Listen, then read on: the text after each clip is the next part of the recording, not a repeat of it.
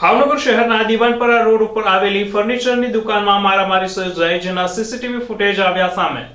ભાવનગર શહેરના દીવાનપરા વિસ્તારમાં આવેલ ફર્નિચરની દુકાનમાં એકાએક 5 થી 6 ઇસમોએ આવી જઈ દુકાનદાર સાથે બોલાચાલી કરી મારામારી સર્જી હતી।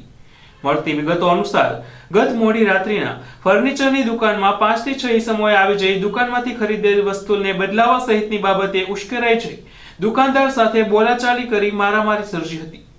ફર્નિચર બદલાવવા બાબતે બોલાચાલી બાદ મામલો મારામારી સુધી પહોંચ્યો હતો।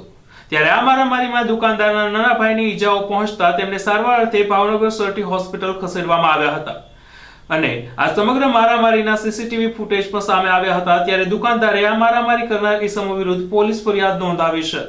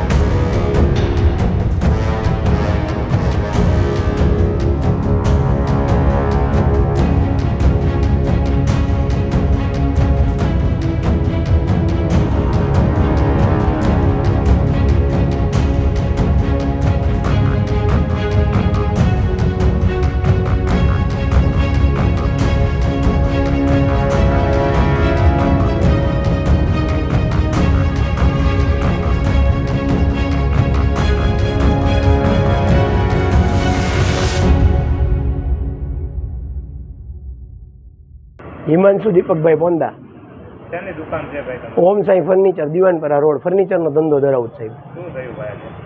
કાલે એક ગ્રાહક આવ્યું, એને પલંગ બદલાવો તો પલંગ બદલાવી દીધો, તો જેમ ભાવે એમ ગાળો બોલતા હતા। પછી એમનું ગાડલું એક દી મોડું થાય હતું તો એણે મારામારી ચાલુ કરી ને મારા નાના ભાઈને માર્યો, કબાટ વાળી નાખ્યો અને જેમ ભાવે એમ ગાળો દીધી। લોકો 6 જણા આવ્યા હતા, એમાંથી મારવામાં 2 જણા હતા।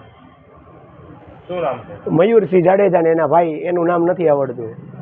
કેવી રીતે છૂટકામ કરવામાં આવે? મારામારીમાં હથિયાર શું હતું ભાઈ? હથિયાર કોઈ નહોતું, મારામારી કરી હાથથી। એ લોકો 6 જણા હતા, બાકીના લોકોએ પકડી રાખ્યો ને આ 2 જણા મારવામાં હતા। આ વિશે પોલીસ ફરિયાદ કરી તમે? પોલીસ ફરિયાદ રાત્રે કરેલી છે। મારું નામ દેવલ દીપકભાઈ। કઈ જગ્યાએ? મારા દીવાનપરા રોડ ઉપર ફર્નિચરની દુકાન છે। શું થયું? એક મયુરસિંહ જાડેજા કરી ઈ અને એનો ભાઈ 2 વ્યક્તિએ કાલે મને માર્યો દુકાને। એને પછી શું થયું? આ જે છે એને પલંગનો અને ગાદલાનો ઓર્ડર આપ્યો હતો, આપણે એને પલંગ આપી દીધો, ગાદલું ટ્રાન્સપોર્ટમાં નખાણું, ટ્રાન્સપોર્ટના હિસાબે મોડું થયું અને રસીદ દેખાડું કે ભાઈ કાલ તમને આપી દઈશ, મારા ભાડે પહોંચતું કરી દઈશ।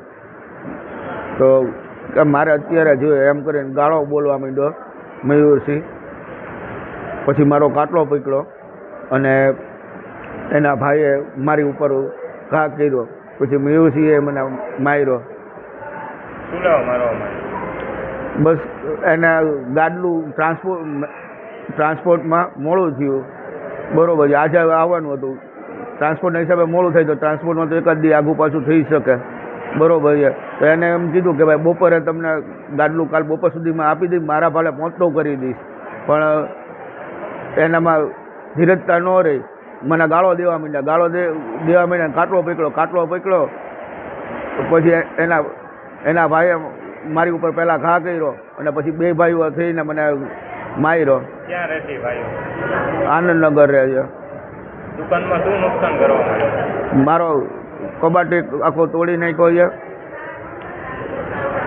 અને બીજું તો મને બહુ યાદ નથી, પણ નુકસાન મારું ઘણું કર્યું અને મને માર્યો.